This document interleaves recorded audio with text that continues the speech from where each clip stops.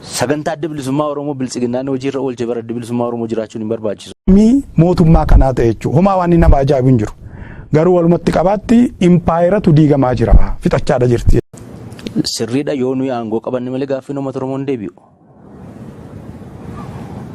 Ajandaan adda bilisummaa Oromoo sagantaan siyaasaa adda bilisummaa Oromoo ka hojiirra ooluu danda'u yoo adda bilisummaa Oromoo aangoo qabateedha. Dharaa miti kun dhugaadha. Mana hidhaa isaa federaalaan ture dura. Achitti ergan ofirraa ittisuutu san barbaachisiin haa ba'u jedhanii murteessanii immoo balbaluma mana hidhaati. Poolisiin Oromiyaa nu fuudhee sana boodas waggaa tokko hin ture jechuudha. Waggaa tokko sana mana murteetti hin dhiyaanne. Akkasitti egaa abukaatonni koo ol iyyataniitti baga mana hidhaa bakka adda addaa booda ijibbaata ga'eeti achitti akkan gadhiifamuu taasifame. Manni hidhaasaa adda addaa innan federaalaa piroosijeriin mana murtiis tartiiba isaa ka eegee beellama keen haftuu bakka mana hidhaattis akkatti poolisiin nama qabu akkatti bulchiinsi nama qabu baay'ee gaariidha namatti hin dubbatanii kan Oromiyaa immoo beelayyuu dabalatee rakkoo adda addaa qabaachuu gabaabaatti kanuma. Fayyaa ta'aa hunduraa caalaa immoo nagaan achuun keessaa yoo baatanii akkasitti hawaasa keessa fuulduratti argaa dabarsuun waan guddaadha.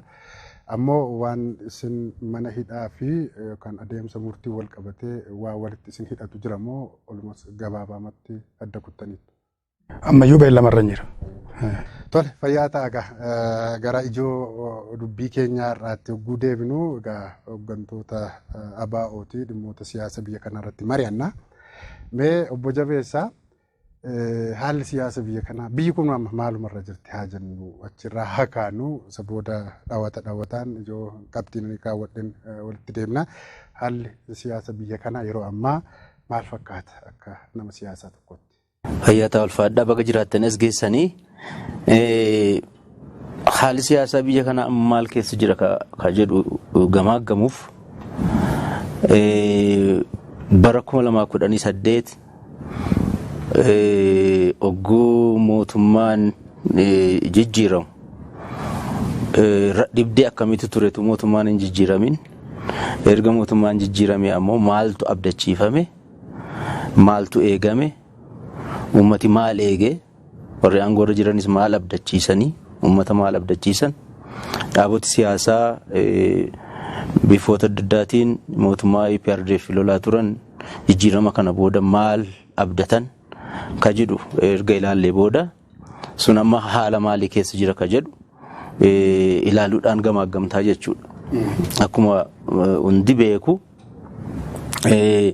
mootummaa fokkataa mootummaa nama nyaataa mootummaa diktaatira hamaa mootummaa miila namarraa ciru tuture mootummaan EPRDF sun ogguu aangoorraa buqqa'u sirna dimookiraasii dhugaa nagaa waaraa kabajaa mirga dhala namaa ummattooti cunqurfamoon sabooti sablammootiif ummattooti cunqurfamoon impaara kana keessa jiran bilisa ta'anii paartilee siyaasaa ijaarratanii paartilee barbaadan deeggaranii mormanii hoogganoota mataa isaanii filatanii akkasitti mirga hiree murteeffannaa isaanii dhugoonfatu ka jedhu abdiin guddaan ture jechuudha.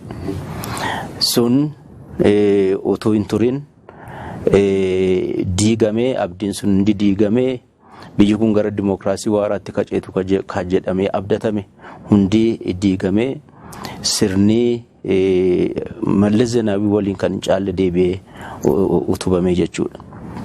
Akka kanatti har'a dhiittaa mirga dhala namaa addatti Oromiyaa keessatti gaggeeffamaa jiru sadarkaa bara EPRDF caalu akkaataan qabaa hidhamtoota sirna durii bifa caaluun ajjeechaan dararamuun qeerra buqqifamuun bifa duraan argameen beenneen olitti Oromiyaa keessa deemuu jira. Kun ammoo saboota cichanii mirgi hiree murteeffannaa saboota guutuutti hojiirra ooluu qaba jedhanii qabsaa'on irratti aggaammatamee kana hojjetamaa jirudha jechuudha. Gama tokkoon mootummaan kun mootummaa Oromooti jedhamee hogguu addunyaan bifa akkasiitiin ilaalu keessatti gariin hawaasa impaayera kanaas bifa akkasiitiin ilaalu keessatti addatti uummata Oromoo tiif gaaffii uummata Oromoo irratti qiyyafatamee gaaffii kana cabsuu uummata kana jilbeenfachiisuudhaa fi hojiin sadarkaa bara EPRDF caalu uummata kana irratti hojjetamaa jiraachuu agarraa jechuudha. Walumaa galatti gabaabsee sirni dimokiraasii dhabamee jira. Diktaaterummaan itti fufeeti jira. Dhiittaan mirga dhala namaa sadarkaa duraanii caalaa Oromoo fi Oromiyaa irratti hammaatee jira.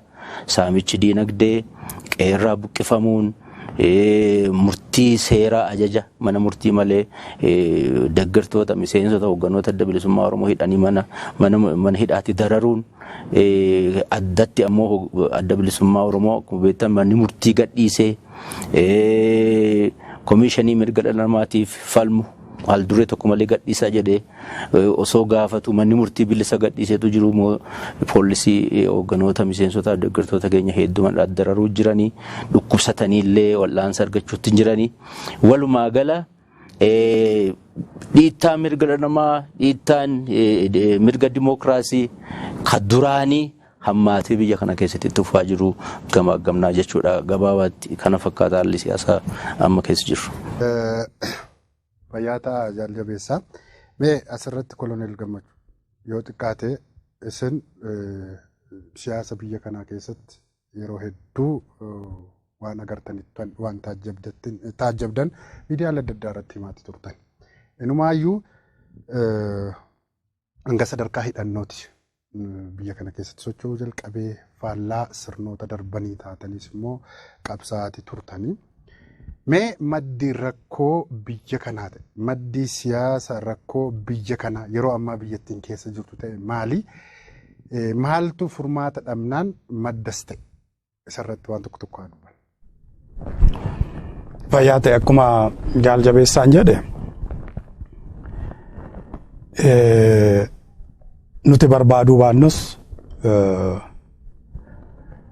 namatti toluu baatus Itoophiyaan bakka amma jirtu kana ga'uun ishee waan eegamudha.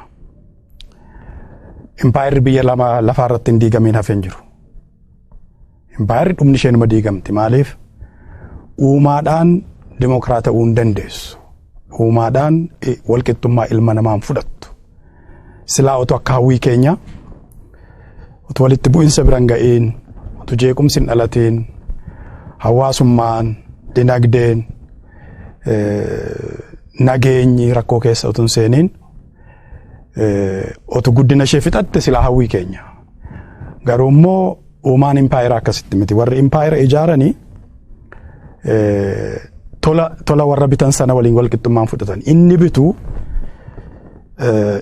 isa bitaa ture sana tola walqixxummaan fudhatu. Kanaafi akka amma jirru kana keessa darba jaallannes jibbines. Itoophiyaan diigamaadha jirti. Impaayeratu diigamaa jira.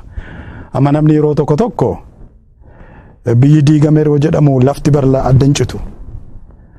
Hawaasummaatu adda citaa, dinagdeetu adda citaa, nageenya dhibamaa, namni waliin jiraachuu dadhaba. Biyyi diigamte ka jedhu kanumadha.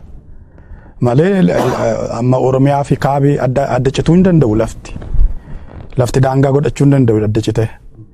Itoophiyaan guddina isheetu as ga'e. Impaayerri uumaa isheetiin akka gaafa ijaaramu gaafa diigamtu yeroon fudhatu. Waan ulfaatu tokko asii ol garagaraatti yeroo dhiibduu fi si harkaa baafatee yoo gadi deebi'u ispiidiinsaa tokko miti. Warri impaayera kana ijaare bara dheeraa itti dadhabanii bara dheeraa wareegamatti baasanii Itoophiyaa kana tiksuuf ammallee hagamna isaanii ittuma jiru.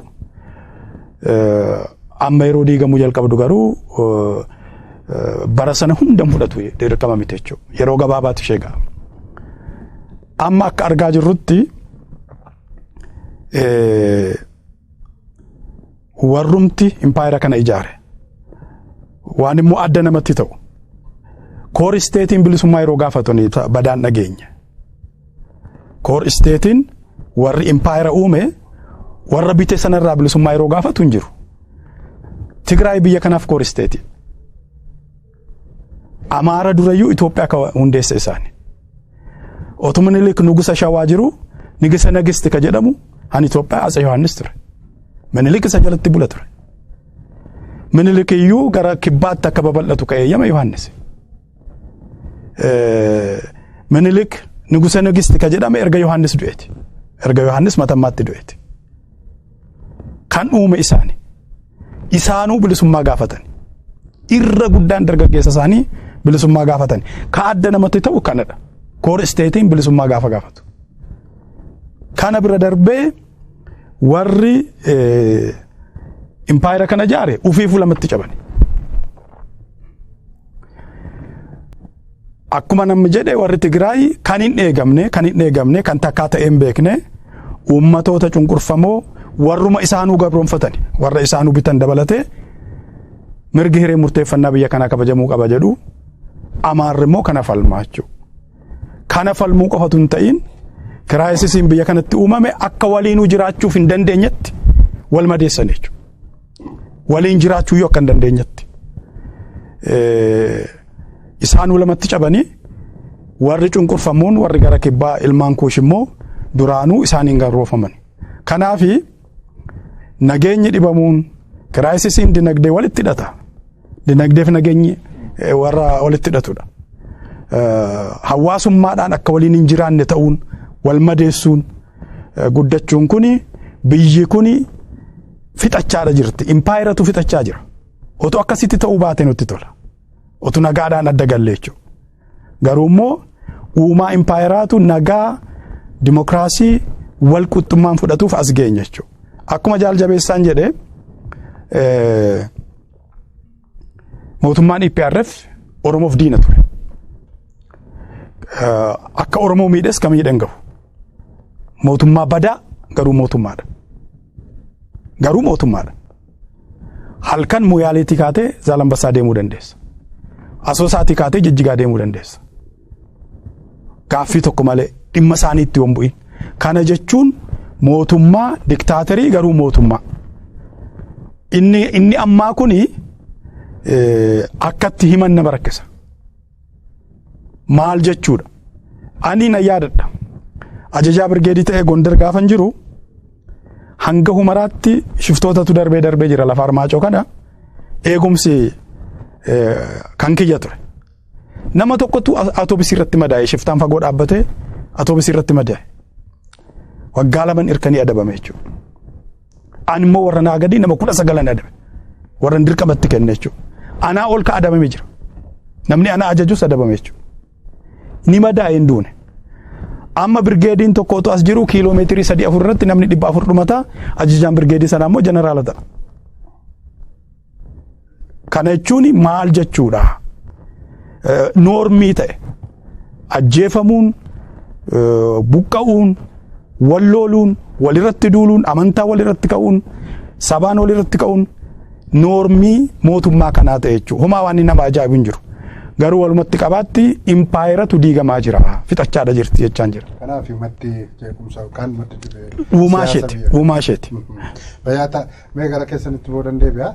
Haa ta'u gaamma keessumaa immoo akkuma isin amma kaastanii dhimma siyaasa biyya kanaa irratti tokkoon quba walitti qabuutu baay'ate yeroo baay'ee. Inumaa immoo mee kan waggootan 4-5 erga muummichi ministeeraa aangoo qabatanii aadaan yookaan dubbiin baratamaan tokko jira. Siyaasa biyya kanaa keessatti kan hoogganu adda durummaan akkuma isaan kaasanii adda durummaan kan hoogganu kan fayyadamaa ta'u Oromoodha. Kanaaf duulli Oromummaa maqaa Oromootiin kan hooggantoota Oromoo irratti duulamu. Siyaasa Oromoo irratti sadarkaa tokko ittiin tarkaanfanne kan taasifamu bal'inaan kan itti calaqqeessifamu. Kanaaf inumaa immoo kaastaniidha. Akkas taanaan osoo bara gadaan Oromoo irra jirtu biyya kana bulchaa jirtu akkas hamminni siyaasaa biyya kana keessatti babal'achuun isaa Oromoo fayyadamu. Inumaayyuu Oromoo irra miidha jettanii yaadu. Kanarratti su'aa kaasame. Keessumaa dhimma duula Oromummaa wal qabate siyaasa Oromoon irratti adeemsisaa jiru wal qabate wantoota ka'aa jirantu jira. Warri Oromootu biyya bulchuu jira yookaan immoo warra darabeetii oromummaatu biyya diiguu jira warri impaayarri biyyi kun diigamaa jirti kan biyya kana diigaa jiru warra oromummaati warri oromummaa kun immoo warra biyya bulchuu jiru mootummaa oromooti ka jedhu warra ittiin oofamu jira humnoota siyaasaa warra amaaraatiin kun oofama. Mootummaan Oromoon ammoo mootummaan kun kiyyaa miti utuu kiyya ta'ee gaaffii bu'uuraalee hedduun qaban ture mootummaan kun aangoo qabatu gaaffiin bu'uuraalee hangaafachaa ture naan deebine gaaffii ilmaan kiyya dhiigatti jissan lafeetti caccabsan hin deebine mootummaan kun mootummaa kiyya miti jedha. Gam tokkoon kun mootummaa kana fayyaduu jira warri amma mootummaan kun mootummaa Oromooti jedhanii akka Oromoon burjaajawee warri kaanii mootummaan kun mootummaa Oromooti jedhu nu maaliif mootummaa kana mormina jedhee akka qoollifatu gochuu jira mootummaan kun kana dhimma itti ba'uutti ni jira. Garuu gaaffiin uummata Oromoo kabuuraa deebiira jettee ogguu laaltu gaaffiin uummata Oromoo kabuuraan deebinatu gaaffiin uummata Oromoo kabuuraa deebi'ee qabsoon iyyuu hin jiraatu. Wareegamuun iyyuu hidhaan iyyuu hin jiraatu jechuudha. Dhiittaan mirga nama amma bal'inaan Oromiyaa keessa deemaa jiru kunis hin jiraatu ture jechuudha. Oromoo kanaan gargar qooduu fi Oromoon akka inni garaagarummaa adda bilisummaa Oromootiif mootummaa kana gidduu jiru akka wallaalu godhuu garaagarummaa sun akka dimimmisaa'u gochuun mataa namoota tokko tokko keessa ni jira. Amma warri lafa jalaan mootummaa kana deggaran gaaffiin Oromoo deebi'eeraa dhumaan booda maal gaaffiin keessanii ka jedhu warri akka kaasan ni jiru. Warri alaa kunis darbanii yeroo waan akkasii kana kaasan ni jiru. Oromoon guddoo ittiin miidhame. Guddoo ittiin miidhamuu jira mootummaa kanaan kana qabatamaatti ka arguu jirrudha. Maqaa fudhatee maqaan sun Oromoodhaaf waan qabatamaatti waan argamsiiseef hin qabu. Garuu wanti ati akka gaariitti hubattu uummaticha ammayyuu qabsoo isaatti fuusaati. Qabsoo kana itti fuun ammoo gaaffiinsaa akka hin deebine mootummaan kun mootummaa Oromoo akka hin taane wanta amma kallattiidhaan hojjetamaa jiru aangoo tiffachuudhaaf akkuma amma koloneel dubbatan namni Finfinnee keessaa bahee bakka tokko gahuudhaaf yaaddoo guddaadha. Yoomin deemee deebi akkamittiin deemee deebi yaadda asii Sulultaa asii Lagataafoo asii Bishooftu asii Amboo deemuudhaaf namni magaalaa kana keessaa bahee qe'eessaa gahee deebi'uudhaaf yaaddoo guddaa keessa jira. Kun akkamittiin Oromoo fayyade warra aangoorra jiru fayyadeera. Barcuma isaanii agamma Finfinnee kana keessatti tiffamtee jirti isaanii fayyadirraa kanaaf uummati Oromoo maqaatti fuudhuunsaa kun immoo gaaffiinsaa kun akka inni dimimmisaa'u gaaffiinsaa kun akka inni gaaffii fudhatama hin qabne akka godhu darbee ni mul'ata. Garuu amma waliigala uummata Oromoo keessa haala uummata Oromoo keessa jiru ogguu laalte haala addunyaan ilaalcha addunyaa mootummaa kana irratti qabus ogguu laaltu wanti mootummaan kun mootummaa Oromooti.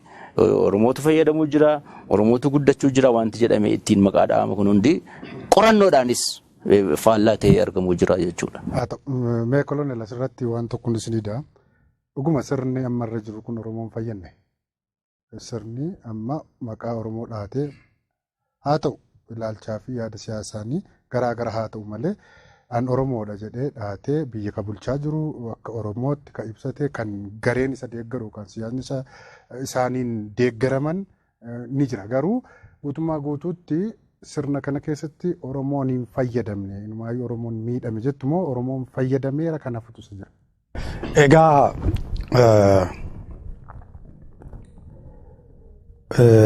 akka lamatti ilaalamuu qaba. Gaafa mootummaa IPRDF sana sababni wareegama ilmaan Oromoo maal ture ka jedhu argitee gaaffii ko ati naan tolchitu anatti tolfata bakka na dhibe natu beeka na dhukkube jedhee yoo mana yaalaa dhaqe yoo dhibee ko namatu naa himate ani mana yaalaa sa'aan dhaquu qabaachuu kan namaa miti maaliif sa'aaniin himatu isatti kusuutu isatti kufatuutu soorsiifatuutu mallattoo akkasiin irratti argee jedhaa hakiimnis mallattoodhumaan akka baratetti wal'aana. Namni garuu ofiitti himachuu qaba. Yoo daa'ima wallaalaan ta'in nama gorora liqimsa yoo ta'e mallattoo isatti dhaga'amu maaltu akkasa dhibee abbaa isaatti himata. Achirraa ka'ee ogeessi immoo beekumsa isaatti dabalaa jechuudha. Namni nama wal'aanu. Gaaffiin siyaasaas akkasi. Gaaffii siyaasaa namni sabni tokko yookaan gareen tokko isa tokkoof kireetiin godhu. Isatu gaaffiin koo kanaa jedhee tolfata. Kanaafi gaaffiin gaafasii isinuu dargaggoodha as turtan quba qabdu maal ture gaaffiin irra guddaa dargaggeessa garuu waliigala Oromoon gaafate maal ture ka jedhu. Amma gaa faayidaa siyaasaa ka jedhamu sabi suni yookaan biyyi suni maal gaafateedha. Ka gaafate sana keessaa maal dhabe maal argateetu ilaalamaa jechuudha. Tokko kan ijoolleen gaafatte ka isinuu gaafattani ka uummati bal'aan gaafate dhiittaan mirga namaa Oromiyaa irraa akka dhaabbatudha. Inni guddaan tokko maaliif Itoophiyaan Oromoof waluma fakkaatti yeroo hundumayyuu amala namootaatu kaaraakterii warra biyya bitanii sanatu adda adda malee impaayirri kun Oromiyaaf waluma fakkaatti tokkuma. Namoonni amala adda addaa qabu. Dooktar Abiyyi fi Mallas Zeenaawiin amalli isaanii waliin fakkaatu. Mallas Zeenaa fi Mangistuu Hayilamaariyaam waliin fakkaatan. Amalli isaanii sun sirna sana irratti yeroof dhiibbaa fidu qaba. Kana achi Itoophiyaan yeroo hundumaa Oromoof waluma fakkaatti.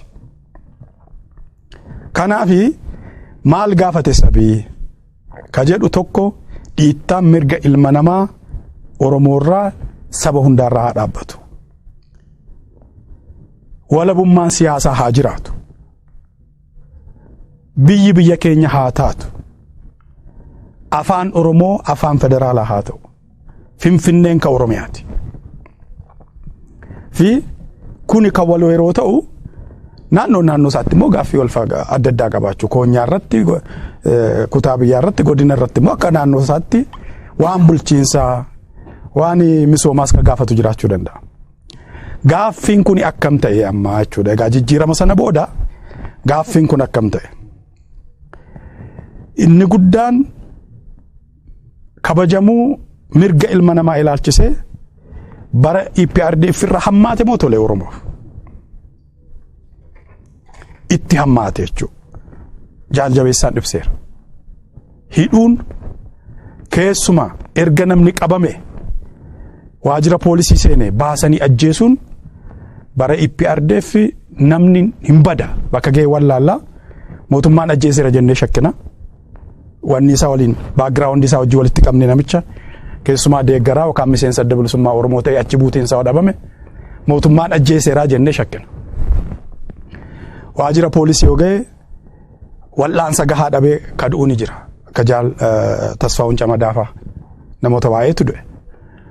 Baasee poolisiin waraanni baasee ajjeesuu garuu ani guddaan dhageenye jechuudha. Yoon ani hin beekin jiraate jiraachuu danda'a. Amma poolisiin ajjeesuu danda'a.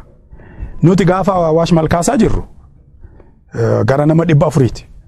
Jaallan amma mana hidhaa jiran dabalatee jaalbatteenis walumaan turre. Walitti nu qabeetiin bulchaan moonaa sanaa gaarummaa keenyaan gara laafina keenyaan jirtu malee yoo barbaanne baafnee sin ajjeesuu dandeenya. Abbaa barbaaddan ajjeesaa nuun jedhaniidha.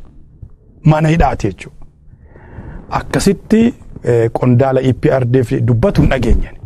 Yoo barbaadis ajjeesuu nan danda'a jedhu. Qorattoonni yeroo nama qoratan yeroo dorsisan nan beekaa sin ajjeesaa maal jedhanii akka nama qoratan. Gaafa wayyaanee sana jechuudha.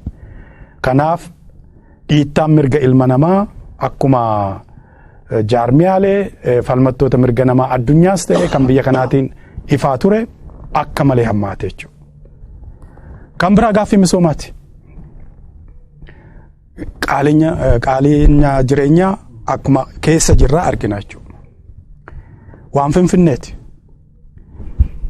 Inni mirga addaa jedhamu ukkaamamee hafe jechuudha. Finfinneen Oromiyaa ta'uu miti gaaffii dhuma isaatu ka'uu dhiise jechuudha. Gaaffii afaaniiti. Akku innis qadaadamee taa'e jechuudha.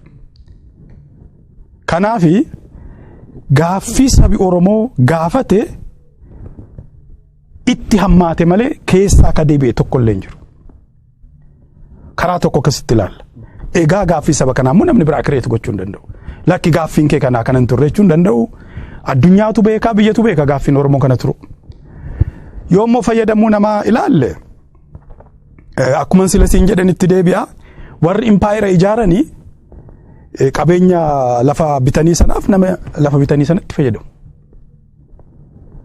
Xaaliyaan gaafa Eertiraa bittu uummata Eertiraa waraanatti kumaatamaan filtee waraanni Eertiraa baataaliyooniidhaan birgeediidhaan Maqadishoo dhaqee loleera. Tripoli Liibiyaa dhaqee loleera. Jeneraal Naapir Teediroos loluu gaafa dhufu waraanni guutuun akka jirutti 12,000 uummata Hindii ture. Hindi keessaa akka filatamedha. Qabeenyaa fi uummata lafa sanatti dhalate warra biyyaa itti dhimma ba'u aangoo somaan kennuufi ka jedhamu hin jiru. Impaayerri akkasuma biyya keenyatti ilaalte aangoo Iyyaasurraa gara Haayile Sillaaseetti gadabarse abbaa malaati. Qusee dinagdeeti. Qusee dinagdee Iyyaasuu tursiisuu danda'a. Haayile Sillaasee hambisuu danda'a ture. Garuu Oromoodha. Oromoo qaroodhaa dhimmatti ba'an. Kanaafi impaayerri gaafa ijaaramtu qabeenya lafa sanaa fi qabeenya jechuun egaa namaa fi kan lafa irratti horamedha. Lafaaf irra lafa keessaaf lafa irra ka jiru qabeenyaa fi humna namaati. Kanatti dhimma ba'uun amaluma impaayeraati. Malee maaltu ta'e Abiy Ahmed nama tokkotu piraayim ministeerii ta'e mootummaan Oromiyaa garuu gaafa inni iyyuu jira. Gaafa Ihaadigis numa ture. Tigreen tokkoyyuu caffee keessa hin turre. Nam tokkoyyuu caffee Oromiyaa keessa. Amaarri hin jiru. Callumadee namni shakkiidhaan abalurraa dhalataa jechuu danda'a. Nuti akka ilaallutti akka ilaalcha keenyaatti namichi Oromoodhaa inni jedhetti nuti Oromoodhaa jenna. Caffee Oromiyaadhuma bulchaa ture caffeenis Oromiyaa ture. Amma waan haaraa dhalate tokkoyyuu hin jiru jechuufan jedha. Wanti jijjiirame tokko hin jiru jettu. Ayyamee egaa itti deebina gara keessanitti obbo Jabeessaa dhimma egaa sochii siyaasaa wal qabate ammoo gama dhaaba keessaniin dhugaadhaa waggoota afurii as erga biyya galtanii jechuudha gara Oromiyaatti erga seentanii dhibdee mootummaaf isin gidduutti uumameen haga sadarkaa hoogganaa keessanii hanga miseensaa dhaaba keessanitti namoonni hedduun mana hidhaa akka turan jaarmiyaaleen mirga namummaaf baabsan hedduun ifa baasaa turanii isinis ibsa garaa garaatii baasaa turtanii uummataa ifa gochaa turtanii inuma beekamaa haa ta'uutiin mee haalli ammatti keessumaa warreen ammaa gama mootummaan komiin isin irratti ka'u ni jira. Fakkeenyaaf yoo nuti aangoo qabanne malee Oromoon hin bilisoomne. Yoo nuti aangoo qabanne malee Oromoon fayyadamaa hin taane. Yoo nuti aangoo qabanne malee Oromoon biyya bulchaa jira jedhamee hin haasa'amu. Kanaafi isaan ilaalchuma mataa isaanii qabu jedhamee yeroo baay'ee komiisinitti qabu. Isin immoo maal jettu kanarratti? Lammeessoo immoo sochiimti siyaasa bilisummaa Oromoo waggootaan 3 as taasisaa jiru maal fakkaata? Gabaabsaatii daawwatu. Kaduraa jaarmiyaan siyaasaa tokko ugguu ijaaramu. Manifeestoo qabaa, ajandaa siyaasaa qabaa yookaan sagantaa siyaasaa qaba. Jaarmiyaa tokko jaarmiyaa biraarraa kan adda godhu manifeestoonni qabu yookaan sagantaa siyaasaa inni hordofuudha. Sagantaan siyaasaa adda bilisummaa Oromoo waggoota dheeraadhaaf qabatee ittiin qabsaa'aa jiru. Gaaffii aangoo miti. Gaaffii uummata Oromoo ka bu'uuraa. Gaaffii uummata Oromoo eega guyyaa gabroonfatame gaafachaa jiru deebisuufi. Kanaaf nuyi namni miindaa barbaacha adda bilisummaa Oromootti dabalame hin jiru. Gaaffii uummata Oromoo deebisuudhaaf namni manaa bahe. Ammoo utuu deemnu utuu bakka biraa deemnu karaadhaa ittiin gorra qabsootti. Gaaffii uummata Oromoo kana deebisuuf manaa baane. Guyyaa manaa baane. Gaaffiin kun immoo ka deebii argatu aangoo qabachuudhaan irree aangoon sun sii kennu erga harka galfattee booda gaaffii uummataa deebifta. Political paartiin yookaan jaarmiyaan siyaasaa tokko wiirtuun akeekasaa aangoo siyaasaa qabachuudha. Aangoo siyaasaa erga qabattee booda mootummaa ijaarta. Humna mootummaan qabu sanaan immoo gaaffii uummata Oromoo deebisuudha jechuudha. Kanaaf adda bilisummaa Oromoo aangoo qabachuudhaaf qabsaa'uun uumaa jaarmiyaa siyaasaa tokkooti. Kanaaf namni nama komatu yoo jiraate waan siyaasaayyuu waan jaarmiyaa siyaasaayyuu hin beeku ta'a. EPRDF warra mootummaa kana bulchuu jiran EPRDF keessa dhalatan. EPRDF uummata Oromootiif maali? Garaagarummaan akeeka siyaasaa EPRDF fi adda bilisummaa Oromoo gidduu jiru maali? Garaagarummaan PP fi adda bilisummaa Oromoo gidduu jiru maali ka jedhu uummata bal'aa Oromootu beeka, addunyaatu beeka. Sirriidha yoo nuyi aangoo qabanne malee gaaffiin uummata Oromoo hin deebi'u. Ajandaan adda bilisummaa Oromoo sagantaan siyaasaa adda bilisummaa Oromoo ka hojiirra ooluu danda'u yoo adda bilisummaa Oromoo aangoo qabateedha. Dharaa miti kun dhugaadha. Sagantaa adda bilisummaa Oromoo biltsiginnaan hojiirra oolchee bara adda bilisummaa Oromoo jiraachuun hin barbaachisu. Qabsoonis kan itti fufaa jiruuf kanaaf. Qabsoon addatti uummata Oromootiin Oromiyaa keessatti gaggeeffamaa jiru sadarkaa akkamiirra akka gahee jiru. Sadarkaa bara 2016 2017 irra gahee jira amma sochiin qabsoo uummata Oromiyaa keessatti gaggeeffamaa jiru. Boiling point irra jira jechuudha. Naannoon 2018 tti dhiyaachaa jirra amma yoo haala amma jiruuf haala yeroo sana jiru gool bira qabdee ilaalte. Kan callisee namni maraatee miti ka qabsoo akkasii bifa jabaadhaan gaggeessaa jiruuf. Hidhaanis qeerraa buqqifamuunis wanti kanaan kana fakkaatu kan itti fufaa jiru namni maraatee fi miti. Gaaffii isaa deeffachuuf. Gaaffii sanatu hin deebine. Gaaffiin sun akka hin deebine immoo ana miti kan itti himaa jiru. Inni iyyuu ni beeka. Utuu deebi'eef ni arga. Ijaan harkaan qaqqabatee arga. Ijaan arga. Fiil godha. Nagaa argata. Dimookiraasii argata. Hooggana barbaade filata. Nagaan beegal. Ni daldalata. Ni oomishata. Kan argaan jiru gaaffiin kiyya hin deebineeni uummata Oromoo biraati. Addi bilisummaa Oromoo gaaffiin uummata Oromoo hin deebine gaaffiin uummata Oromoo deebi'uuf addi bilisummaa Oromoo aangoo biyya kanaa qabachuu qaba. Ogguu sana gaaffiin uummata Oromoo deebi'an waan qulqulluu waan ifa jiru waan haalamuu miti.